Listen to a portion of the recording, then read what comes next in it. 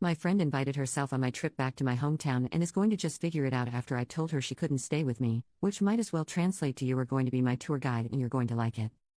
My 21F US friend group is pretty diverse and we've all visited each other's home countries in the past 2 years.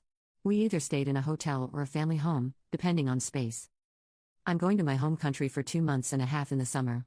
All of my friends have known since Christmas pretty much, and all of them know it's not an open invite like usual because I'm not going for fun.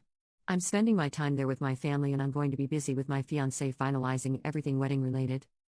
So, my friend, 21F, decided that she didn't want to go home for the summer, instead wanted to come with me and decided that she'll just stay at my family home like before. I told her that it really won't be a good time, plus, we're not opening the family home for anyone outside of family this year, for a very good reason.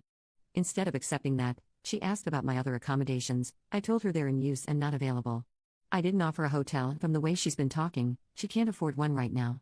So instead of giving up, she said that she can just go there and figure it out then, which in my opinion translates to I will fly there and make it your problem so you have no choice but to accommodate me. I told her if she does that, she'll have to truly figure it out on her own because I'm not budging or folding. She laughed it off and told me that obviously because she didn't mean it like an ultimatum.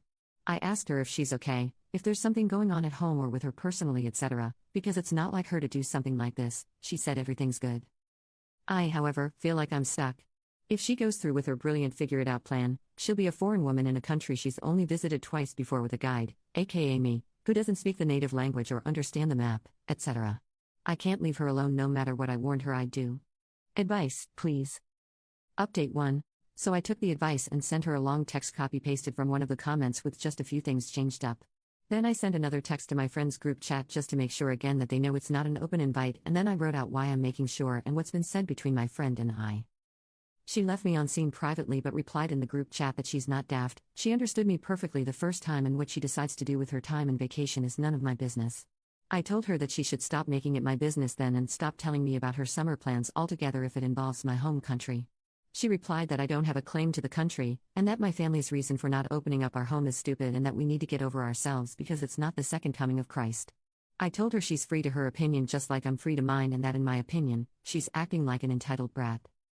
If anyone's wondering, what she perceives as not the second coming of Christ is my eldest brother and his wife welcoming their second baby in mid-July and my parents, my other older brothers, and I being the village that we are and helping them.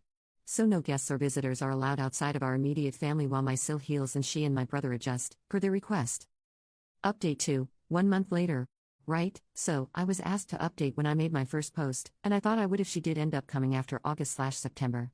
However, things ended up happening much sooner. We didn't talk for nearly 2.5 weeks after my last text, and I didn't see her much at Hangouts since she was mad at the rest of our friends as well. They didn't exactly take sides, but they did point out that her plan was plain stupid.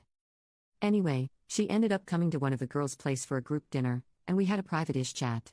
She finally opened up about why she's acting like that and, as it turns out, she has a huge crush on one of my brothers and was hoping she'd get him alone this summer and shoot her shot with him.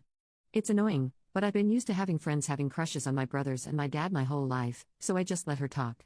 She admitted that she has been sending him DM on IG trying to get to know him, but he's been politely cordial at best and ignores half of her texts.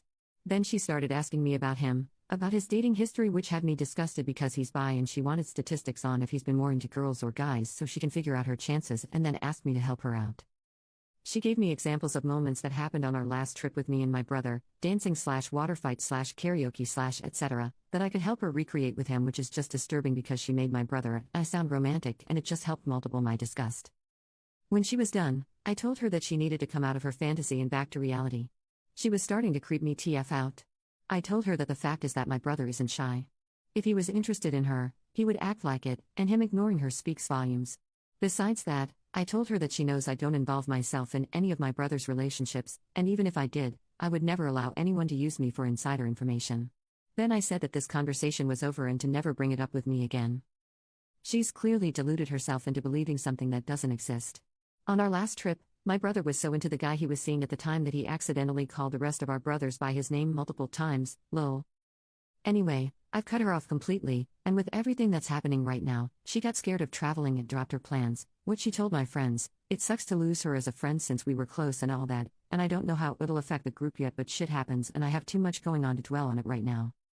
I, on the other hand, moved up my traveling and will hopefully be back in my home country in the next few days along with my family, which will allow us to celebrate my dad and one of my brothers on Father's Day, so yay.